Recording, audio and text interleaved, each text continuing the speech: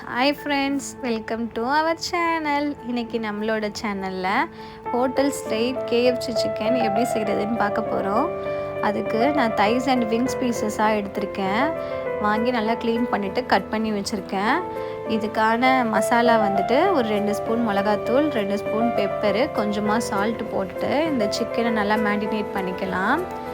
அப்புறம் இதில் ஒரு முட்டையை உடச்சி ஊற்றிட்டு இதை நல்லா மிக்ஸ் பண்ணி நம்ம ஃப்ரிட்ஜில் வச்சிடலாம். நம்ம கடையில் போயிட்டு ஃப்ரோசன் பண்ண சிக்கனை வாங்கி சாப்பிட்றதுக்கு நம்மளே வீட்டில் இந்த மாதிரி ட்ரை பண்ணி பார்க்கலாம்.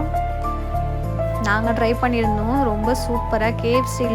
நம்ம கேஎஃப்சியில் வாங்கி சாப்பிடும் போது அது நம்ம உடம்புக்கும் ரொம்ப கெடுதல், காஸ்ட் வைஸும் ரொம்ப அதிகமாக இருக்கும். அதுக்கு நம்ம வீட்டிலையே இந்த மாதிரி ட்ரை பண்ணி ஃபேமிலியோடு சாப்பிடலாம். நான் ஒரு 3 ஸ்பூன் மைதா போட்டிருக்கேன், 1 கப் கார்ன்ஃப்ளவர் மாவு போட்டிருக்கேன், வெறும் மிளகாத்தூள் ஒரு 2 ஸ்பூனு, பெப்பர் ஒரு 2 ஸ்பூனு, தேவையான அளவுக்கு சால்ட்டு போட்டுக்கலாம். போட்டுட்டு இந்த பேட்டரை அப்படியே மிக்ஸ் பண்ணி வச்சிடலாம். கொஞ்சமாக வீட்டில் அரைச்ச கரம் மசாலா சேர்த்துருக்கேன். எல்லாத்தையுமே ஒன்று சேர்கிற மாதிரி கலந்துட்டு இந்த பேட்டரை அப்படியே வச்சிடலாம்.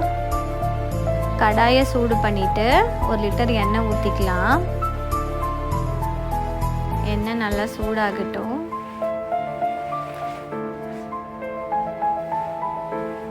எண்ணெய் சூடாகிட்டு இருக்கட்டும். அதுக்குள்ளேயும் நம்ம ஃப்ரிட்ஜில் வச்சுருந்த சிக்கனை எடுத்துகிட்டு வந்துடலாம். இந்த சிக்கனை நம்ம கோட் பண்ணி வச்சுருக்க மசாலாவில் ஒரு தடவை கோட் பண்ணிவிட்டு கொஞ்சமாக தண்ணியில் டிப் பண்ணி எடுத்துகிட்டு திரும்பியும் மசாலாவில் நம்ம கோட் பண்ணி நல்லா மாவெல்லாம் உதுத்துட்டு அதுக்கப்புறம் மீடியமாக இருக்கிற ஃப்ளேமில் வச்சுட்டு எண்ணெயில் போட்டுடலாம். போட்டு பொரித்து எடுக்கலாம். எண்ணெய் ரொம்ப சூடாக இருந்துச்சுன்னா அந்த மசாலா மேலே இருக்க மசாலா கருகிடும். இது நம்ம வறுத்துட்டே இருக்கலாம். நம்ம இப்போ சைட் பை சைடு மைனூஸ் ரெடி பண்ண போகிறோம். அதுக்கு 2 முட்டை, ஒரு 5-6 மிளகு, ஒரு 5 பல் பூண்டு, கொஞ்சமாக சால்ட் போட்டுக்கலாம். போட்டுட்டு இதை பல்ஸ் மோடில் நம்ம கொஞ்சம் கொஞ்சமாக அரைச்சி எடுக்கணும். கொஞ்சமாக நம்ம ஆயில் ஊற்றிக்கலாம். ஒரு தடவை பீட் பண்ணும் போதும் கொஞ்சம் கொஞ்சமாக ஆயில் ஊற்றி நம்ம நல்லா ஒரு திக்கான கன்சிஸ்டன்சியில் இதை கிரைண்ட் பண்ணி எடுக்கணும். மைனஸ் ரெடி ஆகிடுச்சு. இப்போ இங்கே சிக்கனும் ரெடி ஆகிடுச்சு.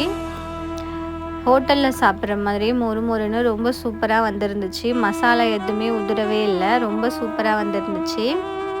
என் ஹஸ்பண்டு தான் இந்த கேஎஃப்சி சிக்கனை ரெடி பண்ணியிருந்தார்.